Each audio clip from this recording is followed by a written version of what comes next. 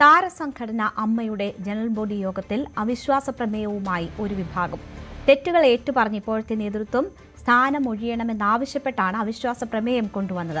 മോഹൻലാൽ യോഗത്തിൽ പങ്കെടുക്കുന്നുണ്ട് എങ്കിലും യുവതാരങ്ങൾ ഇത്തവണയും വിട്ടുനിന്നു. അൻസിബയെ മോഹൻലാൽ സ്റ്റേജിലേക്ക് വിളിച്ചിരുത്തി.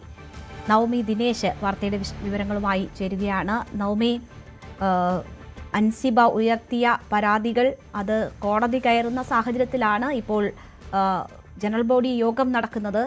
ഏതൊക്കെ തരത്തിൽ ഈ പ്രശ്നത്തെ ആ യോഗത്തിൽ അഡ്രസ്സ് ചെയ്യും എന്നതാണ് കരുതുന്നത്? എന്തൊക്കെയാണ് നമുക്ക് ലഭിക്കുന്ന വിവരങ്ങൾ?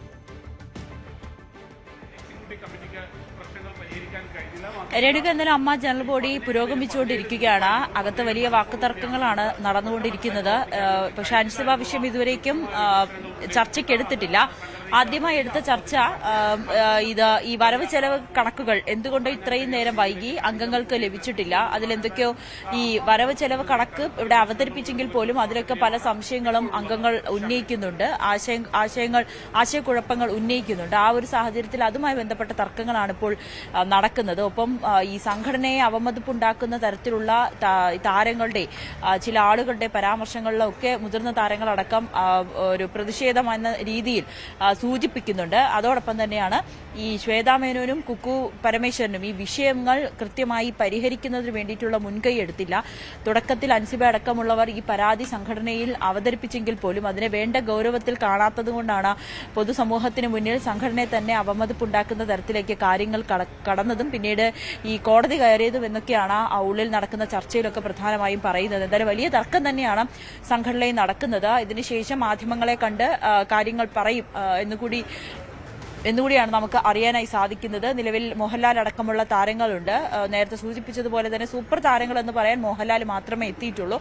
മറ്റാരും തന്നെ എത്തിയിട്ടില്ല. യുവതാരങ്ങളും ഈ ഒരു യോഗത്തിൽ നിന്ന് വിട്ടുനിൽക്കുന്നുണ്ട്. സാധാരണ ടൊവിനോ തോമസ്, ആസിഫ് അലി ഉൾപ്പെടെയുള്ളവർ ജനറൽ ബോഡിയിൽ എത്തേണ്ടതാണ്. അവരാരും എത്തിയിട്ടില്ല. ഈ യുവ നടിമാരും നടന്മാരുമാണ് ഇപ്പോൾ ഈ ഒരു യോഗത്തിൽ നിന്നും മാറി നിൽക്കുന്നത്. എന്തായാലും അകത്ത് നടക്കുന്ന ചർച്ചകൾ പുരോഗമിക്കുകയാണ്. വലിയ അവിശ്വാസ പ്രമേയം വന്നിരിക്കുന്നു. നേരത്തെ തന്നെ പലരും പരസ്യമായി ഇപ്പോഴത്തെ ഭരണസമിതി ഒഴിയണം എന്നൊരാവശ്യം ഉന്നയിച്ചിട്ടുണ്ട്. തെറ്റുപറ്റി സ്ത്രീകൾ രംഗത്തേക്ക് വരണമെന്നത് പറഞ്ഞത് തെറ്റായിപ്പോയി എന്ന് പറഞ്ഞ താരങ്ങൾ ഉൾപ്പെടെയുണ്ട്.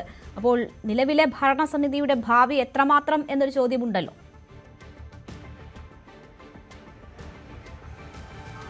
അതെ, അതും പ്രധാനപ്പെട്ട കാര്യം തന്നെയാണ്. നിലവിലെ ഭരണസമിതിക്കെതിരെ വലിയ അതൃപ്തിയുണ്ട് പലർക്കും.